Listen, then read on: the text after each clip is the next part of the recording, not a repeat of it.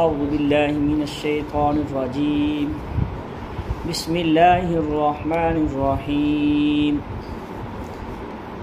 يا أيها الناس اعبدوا ربكم الذي خلقكم والذين من قبلكم لعلكم تتقون الذي جعل لكم الأرض فراشا والسماء بناء وأنزل من السماء ماء فأخرج به من الثمرات رزقا لكم فلا تجعلوا لله أندادا وأنتم تعلمون وإن كنتم في ريب مما نزلنا على عبدنا فأتوا بسورة من مثله وادعوا شهداءكم من دون الله إن كنتم صادقين فإن لم تفعلوا ولن تفعلوا فاتقوا النار التي وقودها الناس والحجارة أعدت للكافرين وبشر الذين آمنوا وعملوا الصالحات أن لهم جنات تجري من تحتها الأنهار كلما رزقوا منها من ثمرة رزقا قالوا هذا الذي رزقنا من قبل وأتوا به متشابها وَلَهُمْ فِيهَا أَزْوَاجٌ مُطَهَّرَةٌ وَهُمْ فِيهَا خَالِدُونَ صدق اللہ العظیم۔ سر یہ آیت نمبر 21 سے 25 یا ایھا الناس اعبدوا، اے لوگو اللہ تعالیٰ کی عبادت کرو تم اپنے رب کی، الذی خلقکم، کس رب کی؟ جس نے تمہیں پیدا کیا ہے، والذین من قبلکم، اور تم سے پہلے لوگوں کو بھی اس رب نے پیدا کیا، لعلکم تتقون، تاکہ تم تقوی اختیار کرو، ڈرو اللہ تعالیٰ سے، پرہیزگاری اختیار کرو۔ الذی جعل لکم الارض، وہ ذات ایسی ہے جس نے بنایا تمہارے لیے زمین کو بچھونا اور آسمان کو چھت، وانزل من السماء ماء، اور آسمان سے اتارا پانی، فأخرج به من الثمرات رزقا لكم، اور نکالا زمین سے پھلوں کو جو رزق ہے تمہارے لیے، ولا تجعلوا للہ، پس نہ بنائیے، فلا تجعلوا، نہ بنائیے اللہ تعالیٰ کے ساتھ، یا نہ ٹھہرائیے اللہ تعالیٰ کے ساتھ کسی کو شریک،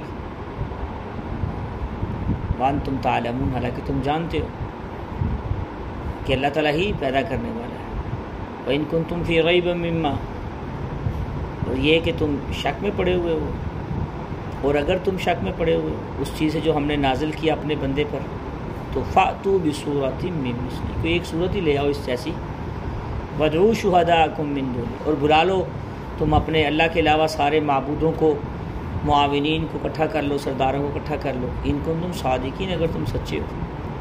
فإن لم تفعلوا، اللہ پاک خود ہی جواب دے رہے ہیں کہ ہرگز نہیں کر سکتے ایسے، ولن تفعلوا، بس یہ کہ نہیں کیا انہوں نے اور نہ ہی وہ کر سکتے ہیں، فاتقوا النار التی، بس ڈرو تم اس آگ سے جس کا ایندھن انسان اور پتھر ہوں گے، عدت للکافرین، وہ تیار کی گئی ہے کافروں کے لیے۔ بس خوشخبری سنا دیجیے ان لوگوں کو جو ایمان لائے اور اعمال صالحہ کیے، بے شک ان کے لیے جنت ہے، جاری ہوں گی اس کے نیچے سے نہریں، کلما رزقوا، اور دیا جائے گا ان کو اس میں رزق، مختلف پھلوں کا رزق دیا جائے گا، قالوا ھذا الذی رزقنا من قبل، وہ کہیں گے یہ تو وہی رزق ہے جو اس سے پہلے بھی ہمیں دیا جاتا تھا اللہ تعالیٰ کی طرف سے، وَأُوتُوا بِهِ مُتَشَابِهًا، اور دیا گیا یہ اس کے مشابہ ہے، ملتا جلتا ہے اس سے، وَلَهُمْ فِيهَا أَزْوَاجٌ مُطَهَّرَةٌ، اور ان کے لیے اس میں پاکیزہ بیویاں ہوں گی، وَهُمْ فِيهَا خَالِدُونَ، اور وہ اس میں ہمیشہ رہیں گے، ہمارے صالحہ کرنے والے۔ ماقبل جو دعوت قبول کرنے والوں کا ذکر تھا اور دعوت قبول نہ کرنے والوں کا ذکر تھا، پچھلے 2 رکوع میں تفصیل سے ذکر فرمایا۔ اب آگے یہاں سے اللہ پاک دعوت دے رہے ہیں، عمومی دعوت دے رہے ہیں کہ لوگوں اللہ تعالیٰ کی عبادت کرو۔ دوسری جگہ بھی ہے، کافی جگہ ہے ویسے وما خلقت الجن والانس الا لیعبدون، اللہ پاک فرماتے ہیں میں نے تو تمہیں انسانوں اور جنوں کو پیدا ہی عبادت کے لیے۔ اب انسان کس طرف نکل گیا ہے، اس کے پاس اتنا سا وقت ہے، اور سوچیں اور خواہشات اور تمنائیں اس کی دیکھیں ہزاروں سال پہ چلی گئی، اتنا سا انسان۔ ترمذی شریف کی روایت ہے، رسول اللہ صلی اللہ علیہ وسلم نے ایک دفعہ ایسے دائرہ کھینچا، ایسے ایک لائن اس سے اوپر نکال دی دائرے سے، درمیان میں ایسے کچھ نشان لگا دیے۔ تو صحابہ نے عرض کیا رسول اللہ یہ کیا ہے؟ مفہوم یہ ہے کہ رسول اکرم صلی اللہ علیہ وسلم نے فرمایا میرے صحابہ یہ انسان کی زندگی ہے، ایسے اشارہ کیا۔ اور یہ جو زندگی کے مراحل اس میں مختلف آتے ہیں نا، خوشیاں غمیاں، اتار چڑھاؤ، بیماری، صحت، تنگی اور خوشحالی، یہ اس کے اندر جو نشان لگائے ہیں وہ یہ ہے۔ اور یہ جو لائن اوپر کو باہر کو کھینچی ہے نا، یہ اس کی خواہشات ہیں، یہ اپنی زندگی سے بہت لمبی خواہشات۔ مجھے ایک بزرگ کہتے ہیں، ہوگی عمر ان کی 70 سال یا 80 کے قریب، میرے لیے دعا کریں کہ میں نے 50 ایکڑ زمین جو ہے نا وہ ٹھیکے پہ لے کے، اور 50 سال کے لیے ٹھیکے پہ لے کے میں نے اپنے بھتیجے پتہ نہیں نواسے کے ساتھ وہ اس میں کاشت کرنی ہے، تو میرے لیے دعا کریں۔ جب میں نے اس بزرگ کو دیکھا تو مجھے یہ حدیث یاد آ گئی، رسول اللہ صلی اللہ علیہ وسلم نے جو فرمایا تھا نا کہ انسان کی زندگی اتنی، اس کی خواہشات لمبی، زندگی سے بھی بہت زیادہ آگے۔ دوستو انسان کو اپنی خواہشات کو، جو انسان کے پاس جو ہے اس پہ شکر کرے، جو نہیں اس پہ صبر کرے، جو ہے اس پہ شکر کرے، اور یہ کہے یا اللہ میں تو اس قابل بھی نہیں تھا جو مجھے دیا تو نے، اور جو نہیں یا اللہ یہ میرے عملوں کی وجہ سے مجھے نہیں ملا۔ شکوے شکایت کی بجائے ہر چیز کی نسبت انسان اپنی ذات کی طرف، یا اللہ جو مجھے ملا ہے تیری رحمت سے ملا ہے، اور جو مجھے نہیں ملا میرے اعمال کی وجہ سے نہیں ملا، میری کمزوری کی وجہ سے نہیں ملا، تو یہ اللہ تیرا شکر ہے۔ جو انسان موجودہ پہ شکر کرے اور نہ ملنے والے پہ صبر کرے وہ کامیاب اور مومن انسان ہو ہے، اور جس کو موجودہ پہ بھی شکر نہ ہو اور نہ ملنے والے پہ بھی صبر نہ ہو، شکوے شکایت ہی کرتا رہے، وہ اللہ پہ بھی راضی نہیں ہے، رسول اکرم صلی اللہ علیہ وسلم پہ بھی راضی نہیں ہے، دین پہ بھی راضی نہیں ہے، حتیٰ کہ اپنے آپ پہ بھی راضی نہیں ہے۔ تو بھائیو ایسے انسان کو کوشش کرنی چاہیے کہ اپنی خواہشات کو محدود رکھے۔ اے ایمان والو، اے لوگو، یا ایھا الناس، یہاں مومن اور کافر سب کو اللہ پاک مخاطب ہو کے فرما رہے ہیں کہ عبادت کرو اپنے رب کی۔ وہ رب کون سا رب ہے؟ جس نے تمہیں پیدا کیا۔ دیکھیں ماں کے پیٹ میں کیا تھا؟ کچھ تھا ہمارے پاس، ہم نے کہا تھا اللہ تعالیٰ کو کہ ہمیں یا اللہ مرد بنانا یا عورت بنانا، مسلمان بنانا، اس کی رحمتیں ہیں ہمارے اوپر کہ ماں کے پیٹ میں ہی ایک نالی لگا دیتا ہے، خوشی اور غمی، گرمی اور سردی، ٹھنڈا اور گرم، سارا اس میں اللہ نے پردوں میں انسان کو کیسے پالتا ہے، کتنے پردوں میں شکل و صورت کی نقش نگاری کرتا ہے اللہ تعالیٰ۔ اللہ کائنات کی کوئی چیز ایک بال تو بنا کے دکھا، نقش و نگاری کیسے ماں کے پیٹ میں ہو رہی ہوتی ہے۔ پھر انسان، اس کی مثال محدثین نے مفسرین نے لکھی ہے، انسان کی مثال ایسی ہے، ایک کم عقل ہے، چھوٹے عقل ہے۔ اگر اس کو ماں کے پیٹ میں کہا جائے نا کہ تیرے پاس یہ تھوڑا سا وقت اور محدود وقت ہے، اس کے بعد جو اگلا جہان آئے گا نا یہ بہت بڑا جہان ہے، اس میں ہوائی جہاز ہیں اور پھل فروٹ ہیں، اس میں گاڑیاں ہیں، اس میں کوٹھی بنگلے ہیں، اور اس میں بڑی بڑی مشینری ہے، اور بڑا کسی بھی ڈپارٹمنٹ میں پوری دنیا پڑی ہے، تو کم عقل ہونے کی وجہ سے وہ اس کی عقل میں یہ بات نہیں آئے گی کہ میں یہیں خوش ہوں۔ دیکھا نہیں، جب بچہ پیدا ہوتا ہے تو روتا ہے، پیدا ہوتا ہے، جب تھوڑا سا آنکھیں کھلتی ہیں تھوڑا سا بڑا ہوتا ہے۔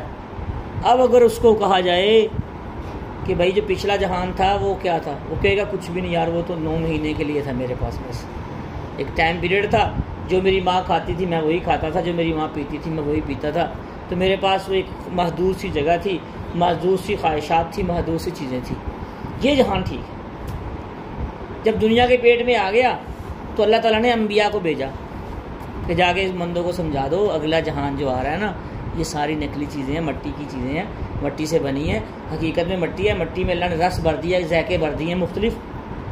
اگلا جہان بڑا اعلیٰ ہے، سونے اور چاندی کے درخت ہوں گے، مشک اور عنبر کے گارا ہوگا، اس سے بنے ہوں گے محلات، 70,000 دروازے ہوں گے، تو ایک مکان بنانے کے لیے زندگی لگ جاتی ہے۔ تو اگر انبیاء نے قرآن پاک کی صورت میں یہ بات سمجھائی، لیکن انسان کا عقل ہے اسی میں لگا ہوا ہے، اسی جہان میں لگا ہوا ہے۔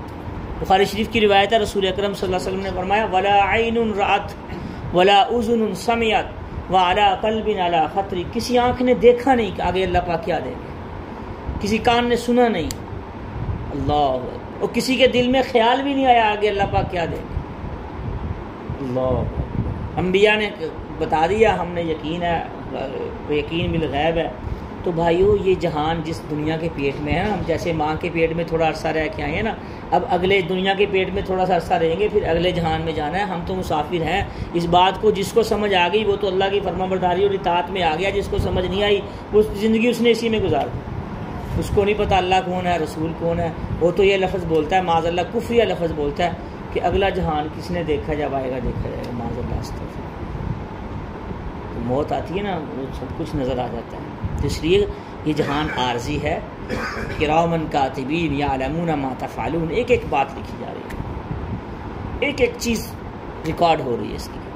اگلا جہان ہمیشہ کے لیے، وہ بڑا جہان۔ اللہ پاک فرمانے پیدا کیا تم کو، کیسے پیدا کیا دیکھ لو، وَلَقَدْ خَلَقْنَا الْإِنسَانَ مِنْ صَلْصَالٍ كَالْفَخَّارِ، اللہ اکبر۔ بجنے والی، وہ دیکھا ہے دیہاتوں میں ہے آج کل بھی، کہ ایک تھوڑی سی چھپڑی ہو، اس میں پانی کھڑا ہو جائے، پھر دھوپ سے وہ پانی خشک ہو جائے، ایک پاپڑیاں سے نکل آتی ہیں اوپر، ان بجنے والی بٹی، اس سے انسان کو پیدا کیا۔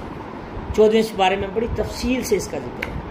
سلسال کہتے ہیں بجنے والی، وَلَقَدْ خَلَقْنَا الْإِنسَانَ مِنْ صَلْصَالٍ، بجنے والی مٹی سے پیدا کیا اللہ نے انسان کو۔ پتہ ہی نہیں بیچارے پیچھے کتنی بڑی طاقت ہے، کتنا بڑا غفور الرحیم رب ہے۔ وَالَّذِينَ مِن قَبْلِكُمْ، اور تم سے پہلوں کو بھی اللہ نے پیدا کیا ہے، ساری کائنات کو پیدا اللہ تعالیٰ نے کیا، لعلکم تتقون۔ الذی جعل لکم، اللہ تعالیٰ مزید بتلا رہے ہیں کہ تم نے دیکھا نہیں تمہارے لیے زمین کو بچھونا بنا دیا میں نے، اور آسمان کو چھت بنا دیا۔ اب دیکھ لیں زمین کتنی مسخر ہے ہمارے لیے، ایک ہی زمین ہے، کبھی انسان نے سوچا؟ دیکھیں اللہ تعالیٰ نے کیا کیا انسان کے لیے نعمتیں پیدا کر دی۔ پھر فرمایا کہ وَأَنزَلَ مِنَ السَّمَاءِ مَاءً، آسمان سے اللہ پاک پانی اتار رہے ہیں۔ کس کے لیے اتار رہے ہیں؟ یہ زمین کس کے لیے بنائی؟ انسان کبھی سوچے تو صحیح، یہ آسمان کس کے لیے بنایا؟ ایک ہی 5 فٹ کے انسان کے۔ کبھی اس نے سوچا ہے کہ جو آسمان سے پانی آ رہا ہے وہ کتنے فائدے ہیں، ہر قطرے کے ساتھ فرشتے آ رہے ہیں، ہر قطرے کے ساتھ اللہ کی رحمت آ رہی ہے، کتنے فائدے ہیں اس بارش کے پانی کے، کتنی بیماریاں دل رہی ہیں، کتنی اللہ کی رحمتیں نازل ہو رہی ہیں۔ اللہ، کتنوں کے لیے فائدہ ہے، کتنوں کے لیے نقصان، وہ اللہ جانتا ہے۔ کہاں پہ فائدہ ہوگا، کہاں نقصان ہوگا، کن کو دنیا میں فائدہ ہوگا، کن کو آخرت میں ہوگا، اس سے کیا فائدہ ہے کیا نقصان، یہ ساری چیزیں اللہ کے ہاتھ میں۔ ماتا تم کبھی غور کیا کرو، وَأَخْرَجَ مِنْهُ مِنَ الثَّمَرَاتِ، میں کہ میں نے اسی سے پھر نکالا تمہارے لیے مختلف قسم کے پھلوں کو۔ ہم دیکھتے نہیں ہیں ایک ہی مٹی ہے، ایک ہی جگہ، ایک جگہ سے انار اگ رہا ہے، اس کی رنگ اور اس کا ذائقہ مختلف، ایک ہی مٹی ہے، ایک ہی جگہ سے سیب اگ رہا ہے، اس کا رنگ اور ذائقہ مختلف، انگور اگ رہا ہے، اس کا رنگ اور ذائقہ مختلف ہے۔ دنیا کے کتنے پھل ہیں، ہر پھل کا ذائقہ، اور مٹی تو ایک جیسی ہے، اس میں ذائقے بھرنے والی ذات کون سی، اس کو رنگ دینے والی ذات کون سی، اس کو تہ لگا کے اس کے اوپر چھلکا چڑھانے والی ذات کون سی۔ کبھی سوچا انسان نے کیلے کے اوپر کیسا چھلکا چڑھایا؟ کبھی سوچا انسان نے کہ میرے بندے کے لیے انار میں کیسے بیج کو جوڑ کے انار کے دانوں کو اپنے بندے کے لیے بنا دیا؟ کبھی سوچا انسان نے؟ ایک ہی جگہ، ایک ہی مٹی ہے، مختلف پھلوں کو میرے بندہ یہ ذائقہ، یہ بھی ذائقہ، یہ بھی ذائقہ۔ بھائی یہ تو مٹی کی چیزیں ہیں، حقیقت میں یہ پیچھے اس کا دیکھا جائے نا، وہ مٹی ہے۔ جنت کے کھانے اور جنت کے ذائقے ذرا اور طرح کے ہوں گے، اور طرح کے ہوں گے۔ آگے اللہ پاک فرما رہے ہیں، وہ آگے آ رہا ہے، پھر کیا فرمایا؟ فَلَا تَجْعَلُوا لِلَّهِ أَنْدَادًا، سب سے بڑا کفر، سب سے بڑی زیادتی، سب سے بڑا ظلم شرک ہے۔ اللہ پاک فرما رہے ہیں شرک نہ کیا کرو۔ وَأَنْتُمْ تَعْلَمُونَ، تم جانتے ہو، جب پھنس جاتے ہو بڑے بڑے کشتیوں اور بمبروں میں، پھر تو کہتے ہو یا اللہ تم ہی ہے، اور جب ادھر سے نکل جاتے ہو پھر کہتے ہو۔ کوئی انسان بڑی سے بڑی مشکل میں آ جائے پھر اللہ یاد آتا ہے انسان تو مومن کی مثال رسول اکرم صلی اللہ علیہ وسلم نے فرمایا کھجور کے درخت کی سی ہے، کہ جیسے کھجور کا درخت پورا سال ہرا بھرا رہتا ہے، مومن خوشی میں بھی، غمی میں بھی، مجلس میں بھی، تنہائی میں بھی، اور بیماری میں بھی، صحت میں بھی، ہر حال میں اللہ کا شکر ادا کرتا ہے، اللہ کو یاد رکھتا ہے۔ یہ نہیں خوشی میں بھول گئے، غمی میں یاد رکھتا ہے، پریشانی آئی اللہ کو یاد کیا، پریشانی گئی تو بھول گئے۔ ایسے نہیں کرنا چاہیے. ہر حال میں جو اللہ سے تعلق بنا کے رکھتا ہے وہ کامیاب ترین انسان. اگر اللہ پاک فرما رہے ہیں یہ جو کافر جو ہے یہ الزام تراشیاں کرتے تھے, یہ کہتے تھے جی رسول اکرم صلی اللہ علیہ وسلم یہ جادوگر ہے معاذ اللہ, تو یہ تو اللہ کے نبی کا کلام نہیں ہے, اللہ کا کلام نہیں ہے. تو اللہ پاک فرما رہے اگر تم شک میں پڑے ہوئے نا جو ہم نے نازل کیا اپنے بندے پہ, تو ایک صورت ہی لا کے دکھا دو اس جیسی. جس زمانے میں مدینہ منورہ میں بھی یہ چیلنج کیا ہے, مکہ مکرمہ میں بھی چیلنج کیا ہے. مکہ مکرمہ میں چیلنج کیا تو ایک انا اعطیناک الکوثر یہ صورت لگا دی لکھ کے پورے بیت اللہ میں لٹکا دی. بہت سے شاعروں نے مختلف قسم کے کلام لکھے, لٹکاتے اگلے دن اتار لیتے. اس کے پائے کا کوئی کلام ہی نہیں. مختلف جگہوں پہ کہیں اللہ پاک فرما رہے ہیں, اس کی تفصیلات دیکھنی سورہ یونس دیکھ لیں, چیلنج دے رہے ہیں. آیت نمبر 38 میں سورہ ہود دیکھ لیں, آیت نمبر 13 میں بنی اسرائیل دیکھ لیں, 88 نمبر آیت میں سورہ طور دیکھ لیں, 33 اور 34 نمبر آیت میں اللہ پاک فرما رہے ہیں کہ لاؤ میرے بندوں کو ایک سورت دکھا دو, کوئی 10 آیتیں دکھا دو, کوئی ایک آیت ہی لا کے دکھا دو اس جیسی اگر تم بنا سکتے ہو. سارے شاعر مل جاؤ, سارے مکہ اور عرب بڑا وسیع اللسان ہے, بڑی فصیح اس کے شعراء ہوتے ہیں, لیکن کسی نے کوئی آیت تک نہیں بنا سکے. قرآن کو چیلنج کیا, قرآن کو یہ تو اللہ کا کلام ہے بھائی, اس کو کوئی چیلنج کر سکتا ہے؟ اس کے مقابلے میں کوئی آیت بنا سکتا ہے ہی نہیں. اللہ پاک فرما رہے لاؤ ایک صورت اس کی جیسی, اور بلا لو تم اپنے سرداروں کو بھی, اپنے معبودوں کو بھی, اپنے سب کو اکٹھا کر لو, اللہ کے علاوہ ساری کائنات اکٹھی کر کے اگر تم سچے ہو ان کو تم صادقین تو ایک صورت ہی بنا کے دکھا دو. آج کل یہ مسئلہ بڑا اٹھا ہوا ہے, مستشرقین اسے کہتے ہیں. قرآن کی آیات کا انکار نہیں کریں گے لیکن قرآن کے مطلب اپنی مرضی کے نکالیں گے, قرآن کے ترجمے اپنی مرضی کے کریں گے. اس کا مطلب یہ نہیں ہے, یہ ہے اس کا مفہوم. یہ سب سے بڑا فتنہ مستشرقین کا ہے اس دور میں, اور بھی بڑے فتنے ہیں. تو مطلب اپنی مرضی کی تشریح کرنی, اپنے من اور مرضی کے ترجمے بیان کرنے, اپنے من اور مرضی کی تفسیریں بیان کرنی, یہ غلط ہے. قرآن کی تفسیر قرآن سے ہونی چاہیے, دوسری آیات سے, جیسے میں نے ابھی بتایا قرآن کی دوسری جگہ یہ ہے, دوسری تیسری جگہ یہ. قرآن کی تفسیر حدیث پاک کے ذریعے سے ہونی چاہیے, قرآن کی تفسیر اقوال صحابہ سے ہونی چاہیے, قرآن کی تفسیر مفسرین, محدثین, فقہاء, صالحین سے ہونی چاہیے. قرآن کی تفسیر اپنی مرضی سے نہیں ہونی چاہیے. بڑا حساس معاملہ ہے, بڑا نازک معاملہ ہے, اور بہت احتیاط والا معاملہ ہے. یہ کوئی عام معاملہ نہیں. اس کے لیے قرآن کی تفسیر کرنے کے لیے کم از کم 20 سال پہلے پڑھنا پڑتا ہے. آج کل دیکھا ہوگا کوئی بندہ 2-4 سال ایم اے اردو کر لیا, ایم اے اسلامیات کر لیا, کوئی پروفیسر صاحب بن گئے, وہ قرآن کھول کے بیٹھ جاتے ہیں, 2-3 تفسیریں پڑھی, پتہ نہیں اس جگہ پہ اس کی تفسیر کیسے کرنی ہے, کس جگہ پہ کیا تفسیر کرنی ہے, وہ کرنے بیٹھ جاتے ہیں. اپنی ہدایت کے اور رہنمائی کے لیے قرآن کا ترجمہ پڑھیں, تفسیر بھی پڑھیں, لیکن بیان کرنے میں اس کے لیے بہت وقت چاہیے ہوتا ہے, اس کے لیے عالم ہونا شرط ہوتا ہے. یہ عام بندے کے بس کی بات نہیں ہے کہ انسان اپنی طرف سے بنا کے ترجمے رنگ برنگے اور رنگ برنگی منشاہی تفسیریں کرنی شروع کر دیں. تو اللہ پاک فرما رہے ہیں کہ یہ قرآن کی کوئی ایک آیت بھی کوئی پیش نہیں کر سکتا, ایسا پاکیزہ کلام ہے. فَإِن لَّمْ تَفْعَلُوا, اللہ پاک آگے خود ہی جواب دے رہے ہیں, نہ انہوں نے کیا نہ یہ کر سکتے ہیں. اللہ پاک فرما رہے ہیں کہ فَاتَّقُوا النَّارَ الَّتِي وَقُودُهَا النَّاسُ, ڈرو تم اس آگ سے جس کا ایندھن لوگ اور انسان اور پتھر ہوں گے. انسانوں کا تو سمجھ میں آتا ہے کہ انسان اس کا ایندھن ہوں گے, پتھر کیسے ایندھن ہوں گے؟ فسیری نے لکھا ہے جن معبودوں کی یہ عبادت کرتے تھے نا, ان کی مزید تذلیل کرنے کے لیے ان معبودوں کو بھی اندھے منہ اللہ پاک جہنم میں گرا دیں گے. دیکھو تمہارے خدا بھی جہنم میں گر گئے, تم بھی, جن کی تم عبادت کرتے تھے وہ بھی جہنم میں آ گئے, تو اور تم بھی جہنم, تمہارے سامنے تمہارے معبودوں کو بھی عذاب ہوگا. دوسری تفسیر میں مفسر لکھا کہ پتھر ایک ایسی چیز ہے اس سے آگ زیادہ بھڑکتی ہے, یہ ایندھن ہوگا. جیسے لکڑی ایندھن ہوتا ہے نا, باقی چیزیں ایندھن, کوئلہ ایندھن ہوتا ہے پتھر کی طرح, باقی چیزیں ایندھن ہوتی ہیں. مفسر لکھتے ہیں کہ اس کا مطلب یہ ہے کہ پتھروں سے جو آگ جلے گی نا وہ بڑی سخت قسم کی آگ ہوگی. اس کے ایندھن کے لیے پتھر جلائے جائیں گے اور اس کا ایندھن انسان بنے گے. اللہ تعالیٰ ہم سب کی حفاظت فرمائے. اعدت للکافرین, اللہ پاک تسلی دے رہے ہیں یہ تو کافروں کے لیے تیار کی گئی ہے, مسلمانوں کے لیے, فرما برداروں کے لیے نہیں ہے. جو نافرمان ہے ان کے لیے بھی ہلکا سا درجہ رکھا ہوا اللہ نے جہنم کا. وہ ایک کافروں میں اور ایک عام انسان میں, مسلمان میں اور کافروں کے عذاب میں بڑا فرق ہے. جہنم کے 7 درجے ہیں, حدیث میں آتا ہے. سب سے نیچے درجے میں قرآن میں آتا ہے ان المنافقین فی الدرک الاسفل من النار ولن تجد لهم نصیرا. اللہ پاک فرما رہے ہیں کہ سب سے نچلے درجے میں منافقین ہوں. مسلمان تو جو اللہ اور اللہ کے رسول کو ماننے والے ہیں وہ تو سب سے اوپر والے درجے میں، جو گناہ گار بیچارے چلے گئے ہیں بغیر توبہ کے. لیکن جو جس امت سے، جس وقت سے ہم گزرے ہیں نا امت کے درمیان سے، ہمارے بعد بھی ہمیں دعائیں کرنے والے مل جائیں گے اللہ کے فضل سے. کوئی نہ چاہے بھی دعا کرے پھر بھی وہ رب اجعلنی مقیم الصلاۃ ومن ذریتی ربنا وتقبل. اللہ نے یہ ہمارے اوپر بڑا احسان فرمایا ہے کہ ہمیں اس دور میں پیدا فرمایا ہے کہ جس دور میں اگر کوئی ہمارے لیے کوئی اور ہاتھ اٹھانے والا نہ بھی ہوگا تو جتنے لوگ نماز پڑھتے ہیں وہ تو ہمارے لیے دعا کریں گے نا. تو بھائی دوستو بزرگو، اس پہ اللہ کا شکر ادا کرنا چاہیے جس دور میں اللہ نے ہمیں، اس پہ ناشکری نہیں کرنی چاہیے. اور کوئی پیچھے دعا کرنے کے لیے چھوڑ کے بھی جانا چاہیے. جس کی اولاد بھی نہیں وہ کم از کم کسی بچے کو عالم ہی بنا دے، کسی بچے کو حافظ ہی بنا دے. مثال کے طور پر ایک بچے کی بندے کی اولاد نہیں ہے یا کسی بچے نے پڑھا نہیں، تو کسی بھی دینی ادارے میں جہاں بچے قرآن حفظ کرتے ہیں ان کے ساتھ پوچھ لے بھی اس کا ہفتے کا، مہینے کا کتنا خرچہ ہو جاتا ہے حافظ صاحب جو کھانے کا اور سب کی مد میں. میرا خیال ہے اس وقت جو چل رہا ہے نا، جو ہم ادارہ چلا رہے ہیں، مدرسہ چلا رہے ہیں، تقریباً 7,000 روپے ایک بچے کا خرچہ مہینے کا. بڑا محدود خرچے ہوتے ہیں، ایک بچے کا خرچہ 7,000 روپے. تو جس نے خود عالم نہیں بنا، حافظ نہیں بنا، یا اس کی اولاد حافظ اور قاری نہیں بنی، کم از کم کسی بچے کو حافظ بنا دے کہ کل کو قیامت تک یہ قرآن جائے گا آگے، وہ حافظ آگے کتنوں کو حافظ بنائے گا، کتنی تراویحیں پڑھائے گا، کتنے مصلے سنائے گا، کتنے لوگ اس کے پیچھے تراویح پڑھیں گے، سارا ثواب ملے گا نہیں ملے گا حافظ بنانے والے.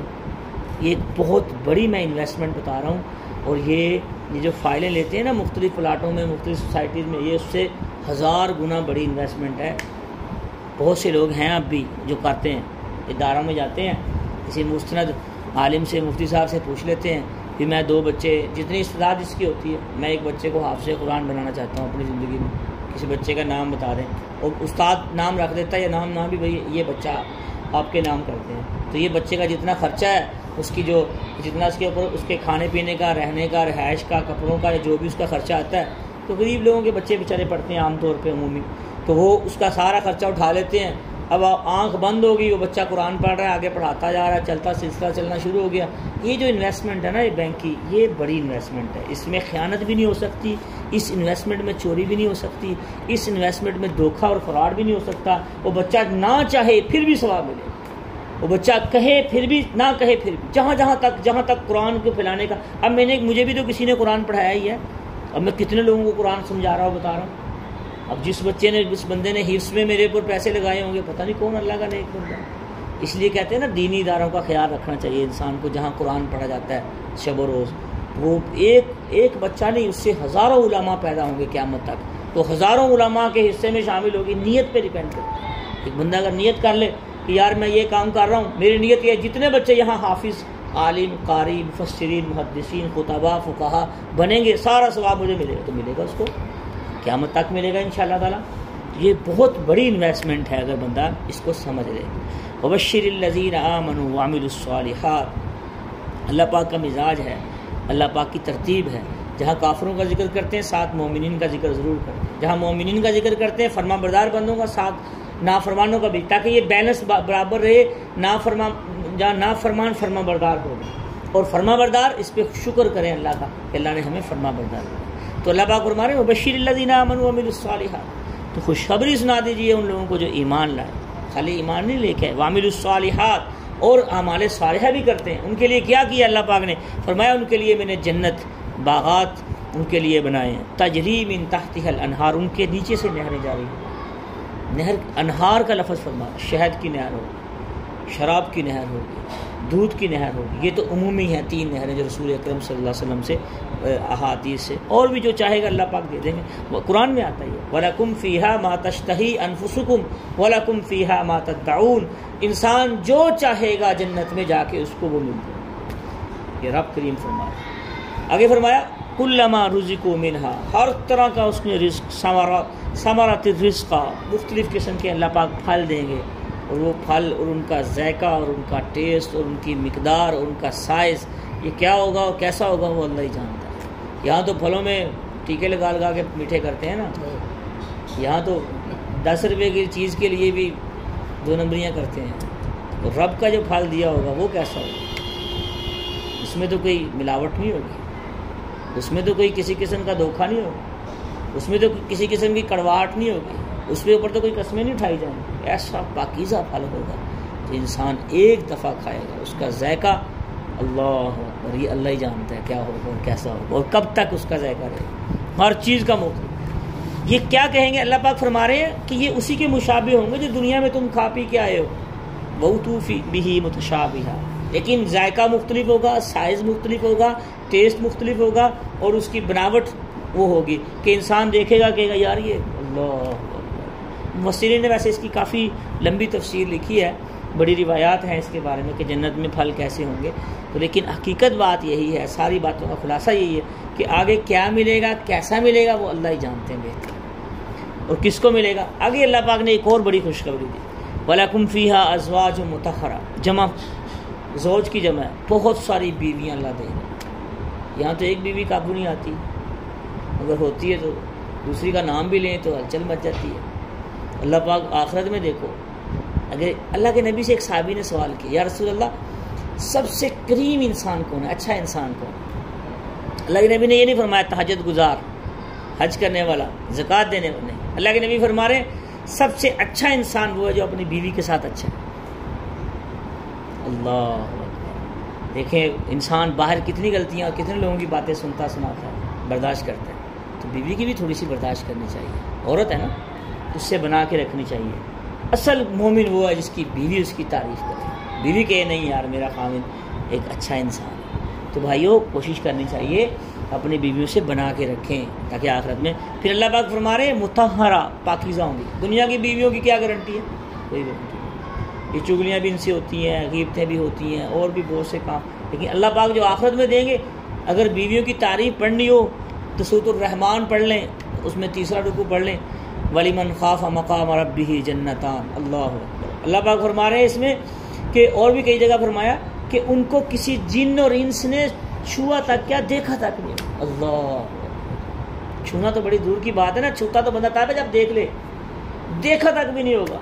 ایسی پاکیزہ بیویاں تو آخرت میں اللہ پاک دیں گے کہ جن کو کسی جن اور انس نے دیکھا تک بھی نہیں، ایسی۔ اللہ اللہم اجعلنا منہم، اللہ تعالیٰ ہمیں بھی پاکیزہ عورتیں دنیا میں بھی آخرت میں بھی نصیب فرمائے۔ جو بندہ کہتا ہے نا، یہاں میں ایک بات کرتا چلوں، جو بندہ کہتا ہے میری بیوی سے بنتی نہیں، یا میری بیوی سے لڑائی رہتی ہے، یا میری بیوی کے ساتھ میرے مسائل رہتے ہیں، میں اس کو قرآن کی ایک آیت بتلاتا ہوں، وہ پڑھ لیا کرے، اس کی بیوی سے 100% بننی شروع ہو جائے۔ ربنا هب لنا من ازواجنا وذرياتنا قرۃ اعین واجعلنا للمتقین اماما، قرآن کی آیت پڑھیں، 4 دن میں دیکھیں قرآن کی آیت کا اثر دیکھیں۔ ہم یہ جو دوسرے چلے کاٹتے ہیں نا، یہ انتر منتر والے، کوئی فائدہ نہیں ان کا، قرآن پڑھا کریں،